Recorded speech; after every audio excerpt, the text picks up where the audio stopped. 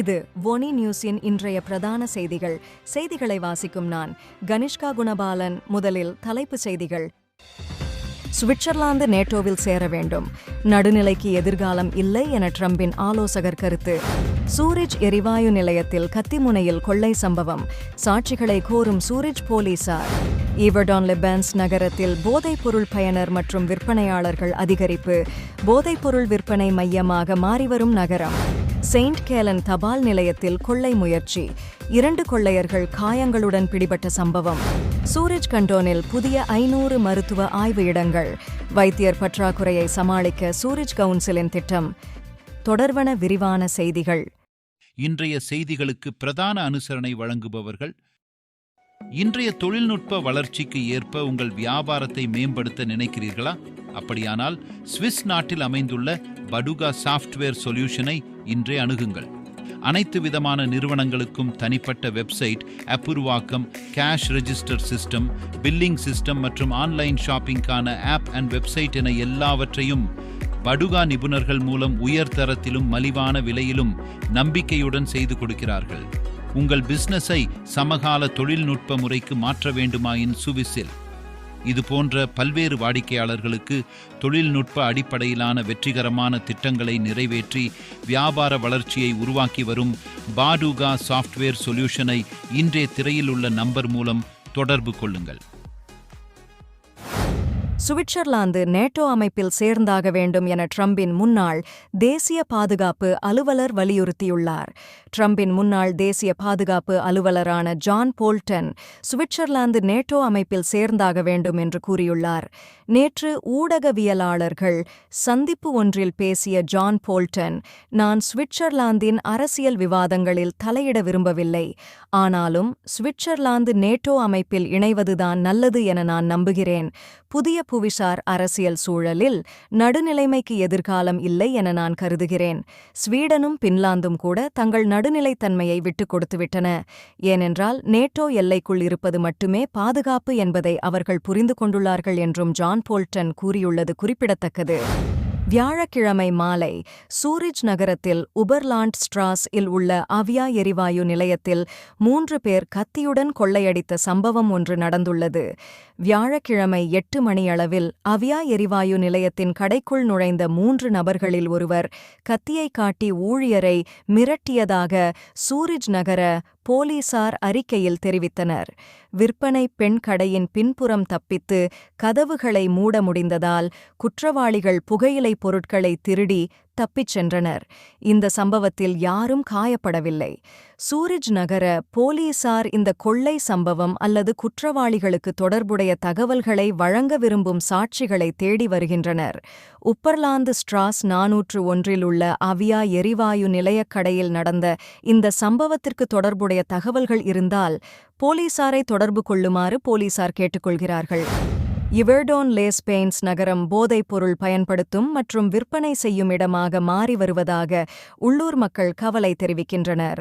குறிப்பாக லெஜண்ட் பார் உரிமையாளர் ஒருவர் கருத்து தெரிவிக்கையில், நகர மையத்தில் அதிகமான போதைப்பொருள் விற்பனையாளர்கள் மற்றும் பயனர்கள் இருப்பது மக்களிடையே அச்சத்தை ஏற்படுத்தி வருவதாகவும், தனது பணியாளர்கள் இரவில் பாதுகாப்பாக நகர முடியாமல் திணறுவதாகவும் அவர் கூறுகிறார். மேலும் போதைப்பொருள், குறிப்பாக கிராக் என்ற மருந்தின் வருகையால் குற்றச்செயல்கள் அதிகரித்து வருவதாகவும், இது நகரத்தின் அமைதியை குலைக்கிறது என்றும் கூறப்படுகிறது.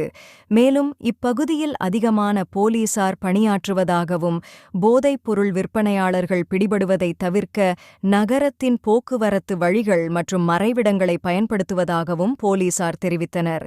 இருந்தாலும் நகரத்தின் நிலைமை மக்களின் அன்றாட வாழ்க்கையை பாதிக்காமல் இருக்க அதிகாரிகள் விரைந்து நடவடிக்கை எடுப்பதாகவும் தெரிவிக்கப்பட்டுள்ளது.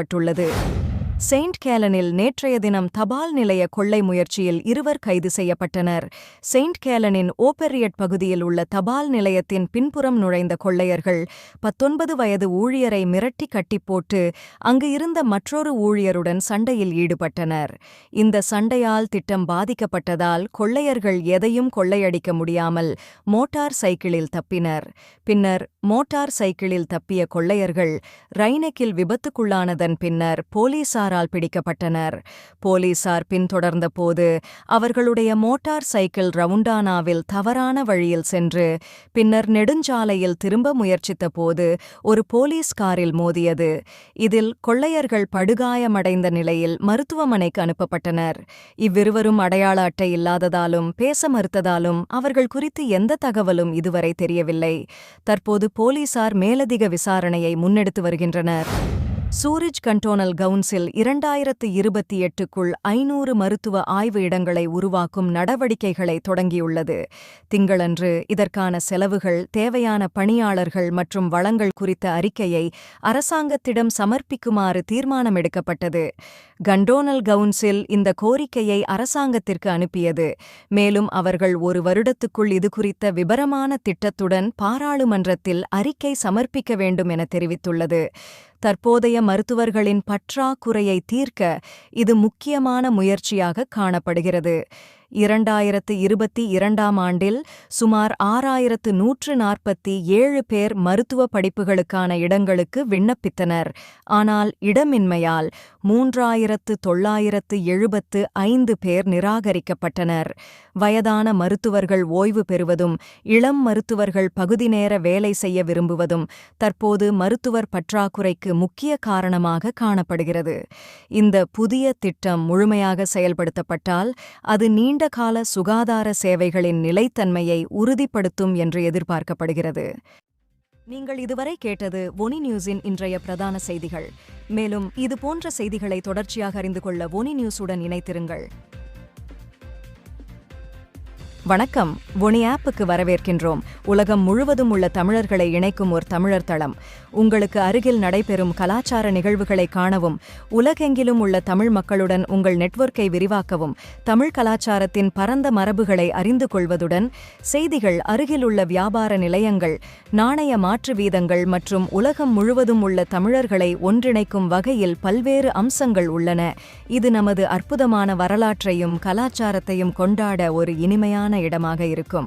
இப்போதே ஒனி ஆப்பை பிளே ஸ்டோர் அல்லது அப் ஸ்டோரில் டவுன்லோட் செய்யுங்கள்.